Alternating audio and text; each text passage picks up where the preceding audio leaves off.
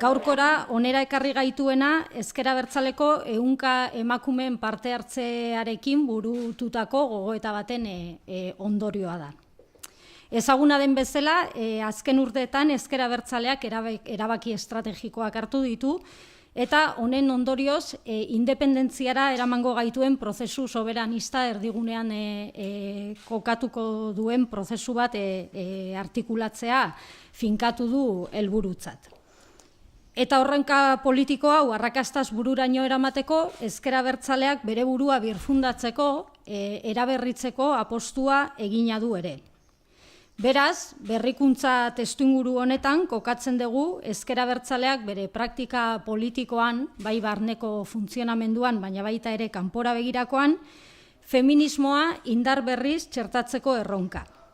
Ez bai da konpromiso berria honakoa, badirelako urteak prozesu feministatzat ezagutzen dugun ildo hau garatzen ari gerala Ezker Abertzale barruan. Beraz, egungo erronka politiko organizatiboen aurrean, prozesu feminista eguneratzeko beharra ikusi eta lehen urrats gisa emakumeen arteko gogoeta honi ekin diogu. Honen baitan, bi hitzorduetan, lehena urtarrilaren 7 eta bigarrena martxoaren 11 burutu dugu Ezker Abertzaleko emakume feministen 5. nazio batzarra. Eta bertan, 300 emakume inguru parte hartu dugu, gehituta, bi hitzordu hoien artean ere eskualdeka burutu diren bilkura ezberdinetan, beste 200 emakume inguru ere parte hartu dutela. Era berean, nazio batzarre horretan ebatzitako adierazpena gaur aurkeztuko duguna,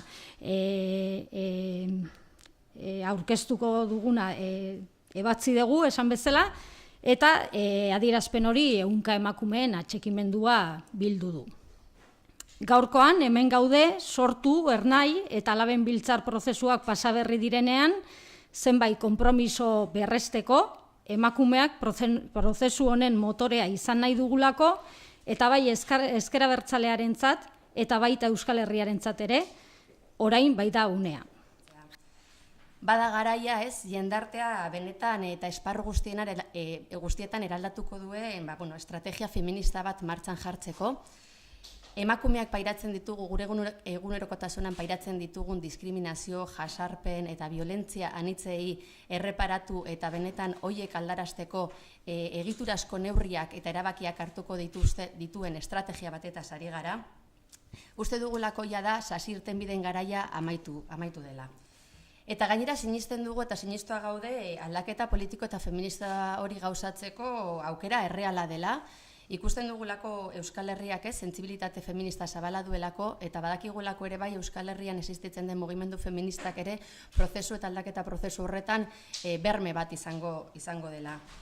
Guzti hori kontuan izan da eta ikusita ere bai Ezker Abertzalea bera birfundazio prozesu batean kokatua zegoela, ikusten genuen ezinbestekoa bazela orain unea guk ere bai Ezker Abertzaleko emakume feministak prozesu feminista berreraikitzeko eta prozesu feministari berrekiteko garaia bazela azalarazteko eta pixkatez estrategia independentistaren jardun osoan feminismoa txertatzeko norabidean Ezker Abertzaleko emakume feministok urrats berri bat emateko.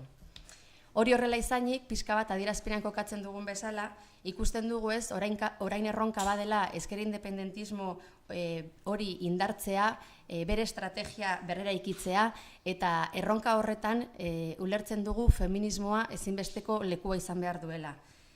Euskal Estatu baten eraikuntzak ez du bere suposatuko guk eraiki nahi dugun eta feminismoan oinarrituko den jendarte eredu berri hori eraikiko denik, baina bai ikusten dugu ezinbesteko eta lehentasunezko pausoa dela jendarte eredu berri hori eraikitzeko bidean. Horregatik ikusten dugu ezkerreko independentismoak bere estrategia definitzerakoan feminismoa kokatu behar duela eta feminismoaren ekarpenak izan behar dituela oinarri.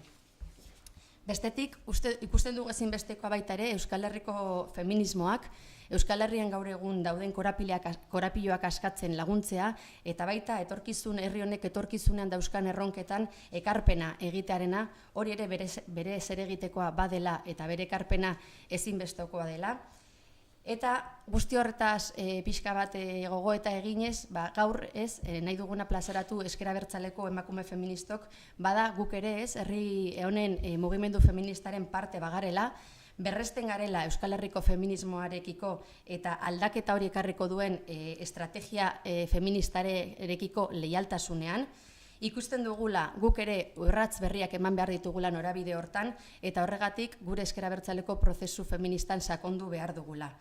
Ezker abertzaleak konpromiso berriak hartu beharko ditu eta sakondu beharko du bide feminista honetan, eta honek suposatzen du alde batetik ezker abertzalearen jarduera politikoan feminismoa kokatu beharko dela, ardatz gisa, bestetik egun ezker abertzalearen barne argazkiaren inguruko diagnosi eta balantze bat egin eta aurrera begira dauzkagun oztopo eta mugen inguruan hitz egin eta neurriak hartu, eta hirugarrenik ere bai, eraiki nahi dugun eta askotan hitz egiten dugun ezker independentismo horretan ere bai, feminismoak lekua baduela eta feminismoaren ardurak kokapen propio eta leku propio baduela bermatu beharko dugu. Hori da pixka bat gaur hemen azalarazi nahi izan duguna hemen bildu garen emakume feministak, eta pixka bat adierazpen honekin ere nahi izan dugu nolabait Euskal emakumei zein lurralde ezberdinetako emakume zapalduei berriro ere guk borroka feministan berresten garela adieraztea, eta egunerokoan bizitzen ditugun, emakumeak bizitzen ditugun eta pairatzen ditugun diskriminazio, jazarpen, violentzia egoera guztiei erreparatu eta jarraituko dugula beste jendarte eta batez ere beste Euskal Herri sozial eta parekide eta berdintasunan oinarritutako jendarte bat eraikitzeko prozesuan eta norabidean. Eskerrik asko guztiei gaur etortzeagatik, eta, bueno, gora emakumeon borroka, gora borroka feminista. Gora!